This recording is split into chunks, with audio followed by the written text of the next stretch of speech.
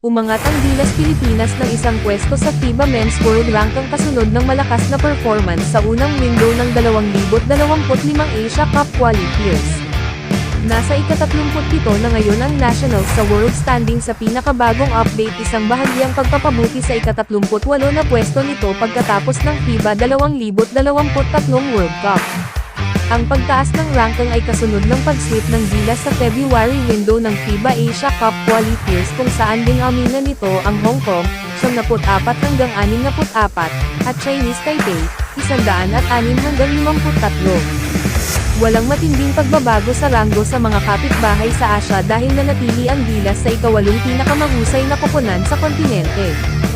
Nanatili ang Australia sa nangungunang koponan sa rehiyon, kahit na, bumaba ito ng isang pwesto sa ika-5 pwesto sa ranggo ng mundo mula sa nakaraang ika-4 na pwesto. Ang New Zealand, ika-21, Japan, ika-26, Iran, ika-27, at Lebanon, ika-28, ay nanatili sa kanilang mga pwesto upang mabuo ang top 5 ng Asia Oceania rankings.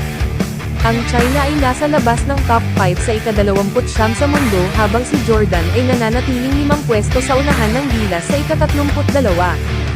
Ang South Korea ay ika-9 sa rehiyon sa ika-50 sa mundo kasunod ang Saudi Arabia sa ika-64. Nanatiling hindi nagbabago ang top 3 squad sa mundo kung saan ang Team USA pa rin ang number 1 team na sinundan ng Spain at Germany.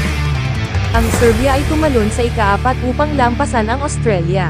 Ang kukumplito sa top 10 ay ang Latvia, Canada, France, Argentina at Lithuania.